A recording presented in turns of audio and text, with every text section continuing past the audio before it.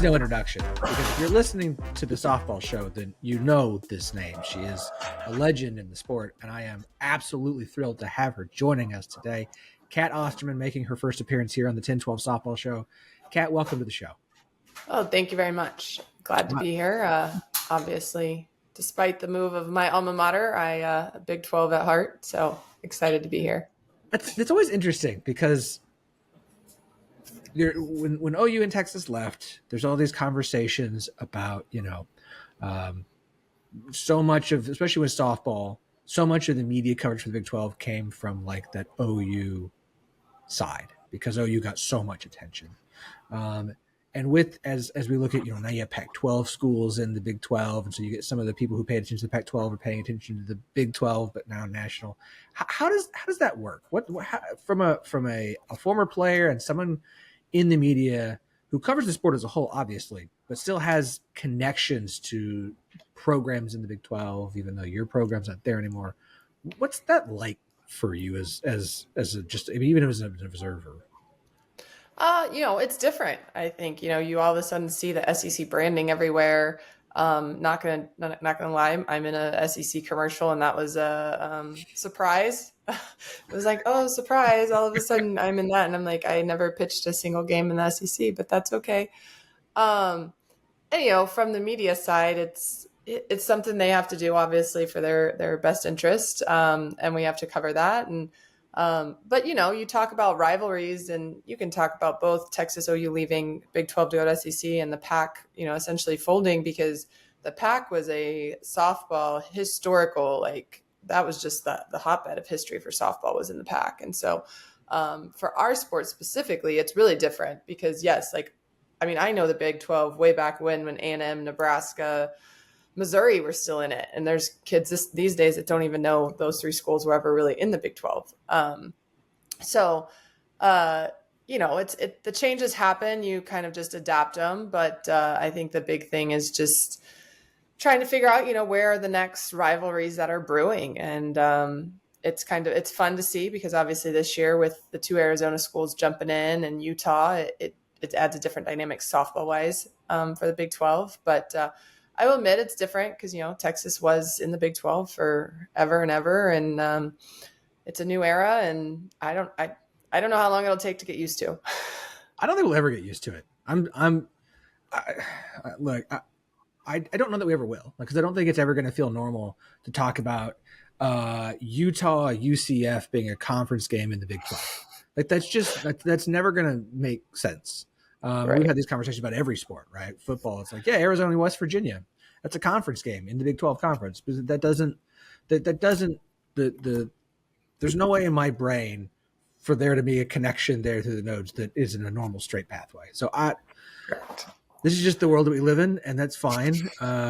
It'll be normal for the next generation. Maybe they'll think it's weird too. Maybe not. I don't know. Let's stick with the Big 12 here. There's plenty of things I'd love to talk with you about. What are your thoughts on this new Big 12 conference, this makeup of the old Pac-12 with Arizona, Arizona State, and UCF? And Utah.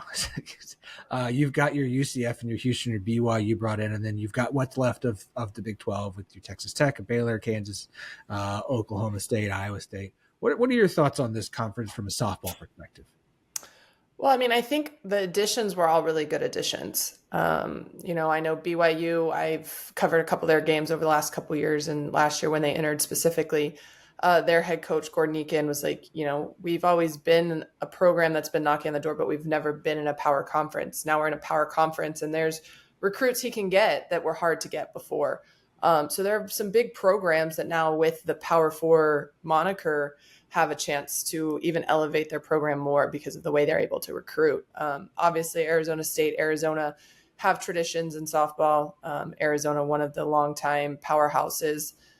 So that brings in something to the Big 12, I think, that unfortunately was lost when OU and Texas left. So they bring that historical trend in. And then expanding into UCF, it's a part of the country that Big 12 really never dabbled in, but UCF has been on the rise. They're probably I think maybe one of few or the only mid-major to be able to host a regional and possibly a super.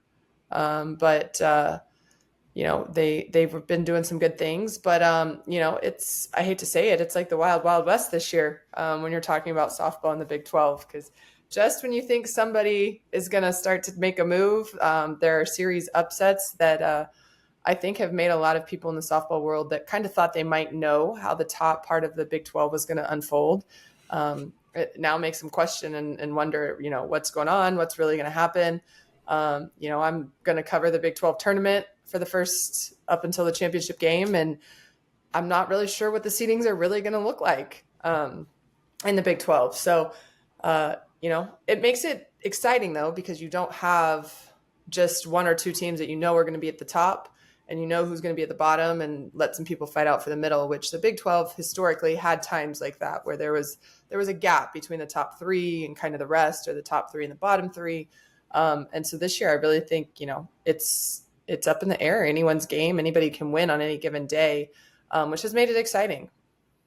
Yeah, we feel like we've talked about this a lot this season. We've talked about this in other sports, basketball and football, about the parity in this conference, top to bottom, and now after years of Oklahoma dominating and Texas and Oklahoma State being right there in that top three, and you'd have a team kind of rise up and fall in fourth. This is parity on another level, because we don't know who's going to win each series, and we all think we know who it's going to do, and then all of a sudden Iowa State's going and winning a series at Oklahoma State and making history, and Texas Tech setting new program records for conference wins, and here comes UCF against Arizona, and here comes Arizona State against, and it's just it's a ton of fun. To some extent, I think it's hurting the Big 12 a little bit from a national perspective, because so much of the conversation's on the SEC, and it always is when it comes to softball. We understand that. But because you haven't had a consistent top team, Texas Tech's there, but the RPI can't quite get up there because of the resume. Arizona's hovered around that top 10, and they had a lot of conversation. They got into conference play, and they've lost to, a Sunday game here and there. Oklahoma State's out of the top 25 at Softball America at this point after their series lot.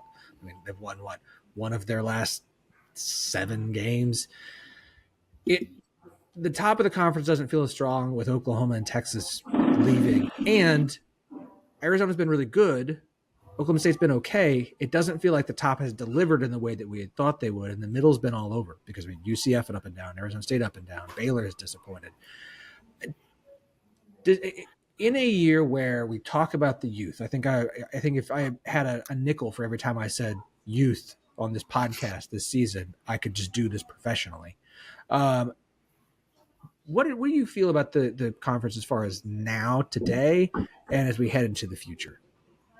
Yeah, well, I mean, I think, as we mentioned, you talk about, as far as future goes, you talk about, UCF is now a few years into this, so is BYU, and Houston as a Power 4 team. And so their recruiting is going to start to continue to rise, which allows them to be way more competitive year after year, and not just in a cycle. A lot of times, I coached at the mid-major level, so you'll have a cycle of where you have 1 or 2 really good recruiting classes, and so you're good for 2-3 years, then they graduate, and you got to find that next group, because you just don't get the same recruits year over year sometimes at that level. And so the future, I think, is bright as everyone settles into what is the new Big 12. I think you did hit it on the head, though, with Texas, OU, and then the dominance of Oklahoma State in the past, not keeping the Big 12 in the talks. I mean, last year, 3 of the final teams in Oklahoma City were Big 12 teams. And that was a lot of the talk for a long time was, you may not respect the Big 12 as a whole, but those 3 teams were always in the running there at the end. And so, that inconsistency is part of it. But again, you kind of talk about teams graduating and what pieces they have to put together. I think majority of people did think Oklahoma State was going to be making a run for the Big 12 title, having OU and Texas exit. Everyone knew Nyjah Kennedy was going to bring eyes to Tech. She was going to make them a contender anytime she's in the circle. But Oklahoma State has been so tough in the last, it goes back, I want to say, since Kenny got there, basically. But, the 6-7 years, they've been absolutely a force to be reckoned with. And, Arizona, I think, like we said, came in with the tradition and the history. They're strong. Don't get me wrong. Caitlin Lowe took over handful of years ago and is making that her own, and they're competing. But again, they're sitting in second right now, so they're not bad. But I think a lot of people overlooked what they would be able to do in the Big 12. And so while it's not in the national conversation as much as a conference, especially as it has been in the past, if you're following the Big 12, it makes it for entertaining conversation, to be honest, because like you said, Iowa State takes the series from Oklahoma State, but then you turn around and look, and earlier in season, UCF took 2 from Arizona, but then dropped 2 to Arizona State, who Arizona State's probably someone a lot of people didn't give enough credit to coming into the Big 12, and they're competing well, sitting in 3rd right now, I believe.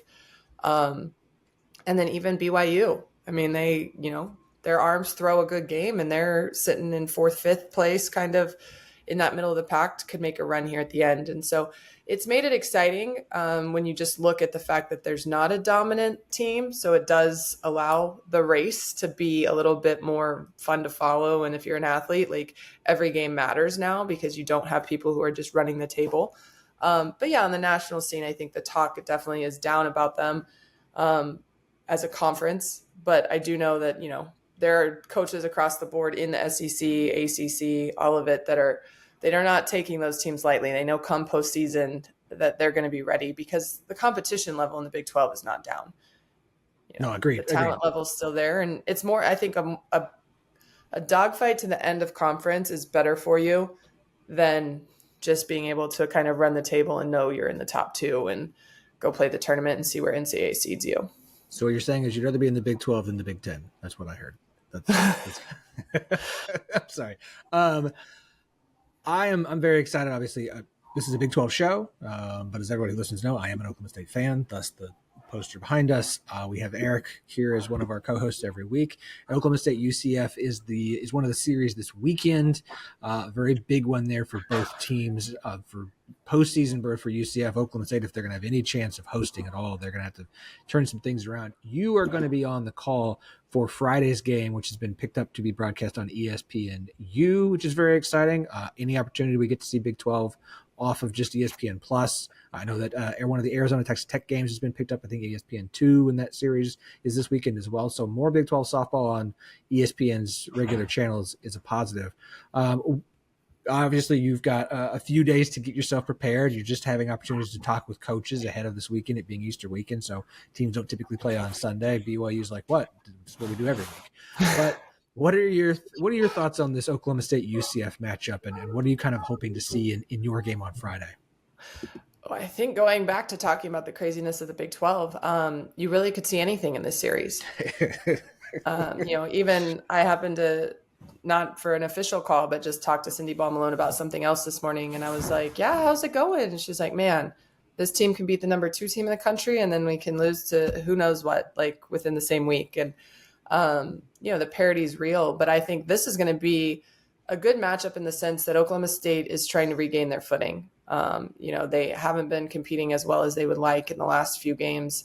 That series in Iowa State, and even preceding that, there was an interview with Coach Kenny on social media afterwards, and he's like, I think he joked, but I'm sure most coaches do their best thinking when they're alone mowing the yard, because that's what he said he was going to go do to think. But just on how they need to regroup, because he really feels like the talent should be performing better.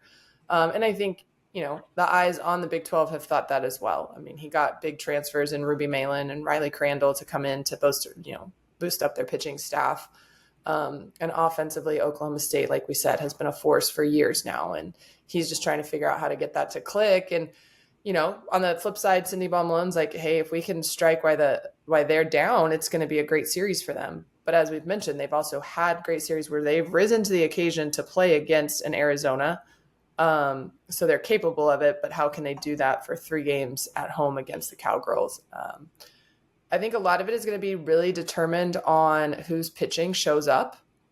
Ruby Malin has had some very dominant games, but then at the same time, you watched her this past weekend, and Iowa State was able to barrel her up decently well. The limiting the free passes has to be a little bit better as well for her to be able to really make a stake in this series.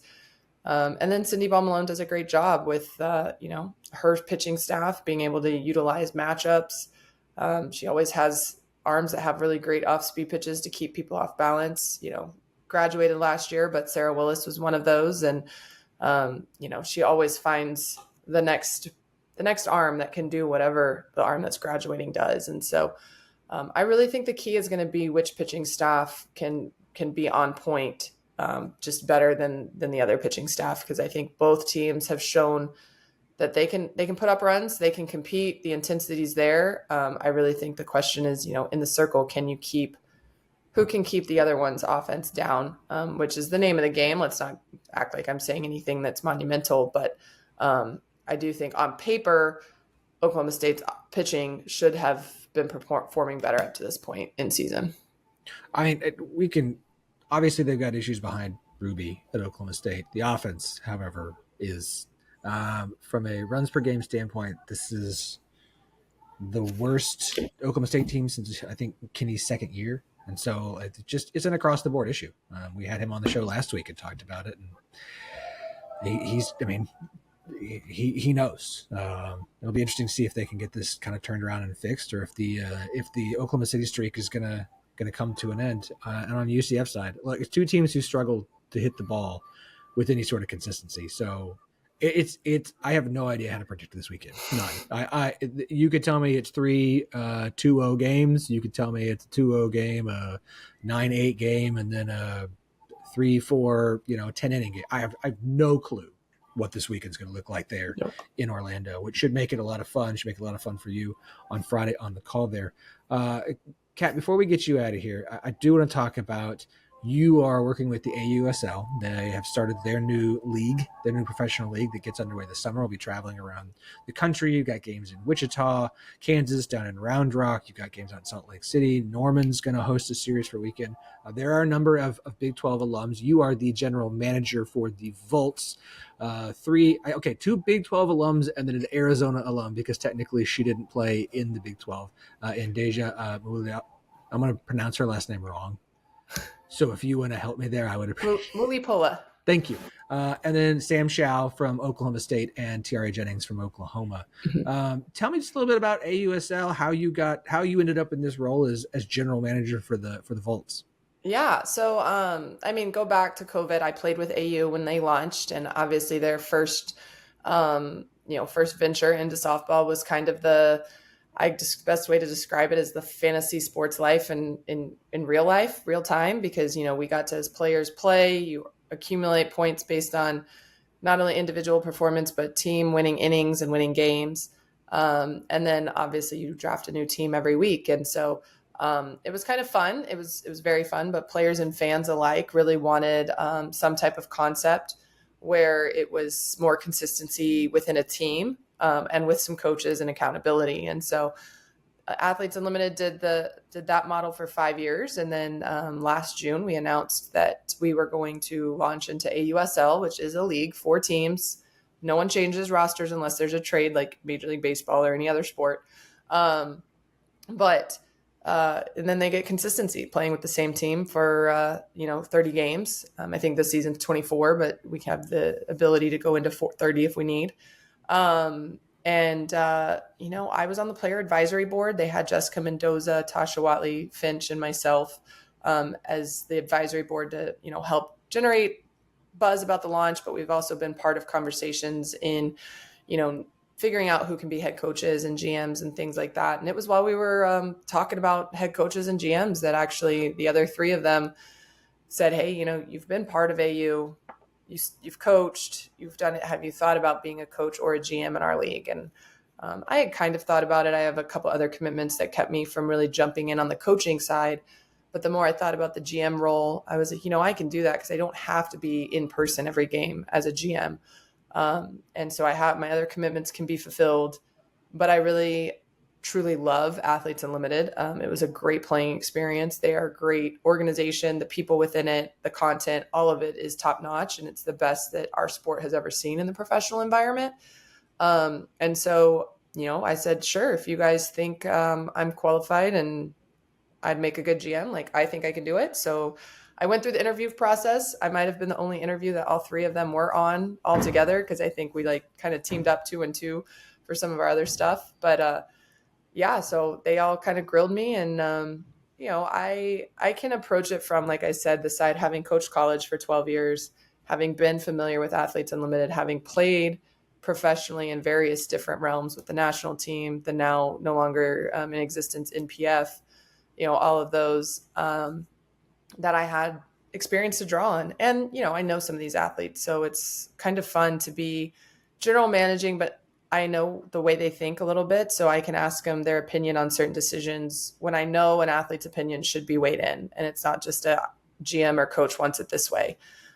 So it's been fun. I don't have to cut anybody out or release anybody. That'll be the hard part, especially if it's somebody I know well. But we got to draft, and we're going to do a college draft here in a little bit. So it's going to be fun because it's been fun to put the pieces together and try to see on paper, did you put a team together once we get going that really performs as well as you think they're going to. So I've enjoyed it. And it's a nice roll into, I've been retired, but being able to stay part of the game and now hopefully make this be the place for pro softball to finally take off and have consistency. I love the model. I love that you got games across the country, I mean, from Washington to Wichita to Texas to North Carolina. I think it's great. I'm going to try very hard to get my girls out to either Norman or to Round Rock. I'll wrap on this, Cat. I'm very torn whether to be a fan of the Volts because of Sam Chow or a fan of the Bandits because of Lexi Kilfoyle. And I'm not. I can't make a decision here. I'm having a hard time, Cat.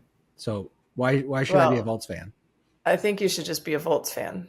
Okay. Sam Shaw is going to be allowed to bat flip if she wants. She has to understand someone else may respond, but hey, do what you got to do to generate the excitement. There it is. And I'm just going to have to cheer for both. And then when they play, I don't know what I'll do. So you can be neutral when they play. How about that? I like that. I'll just wear just a solid white hat.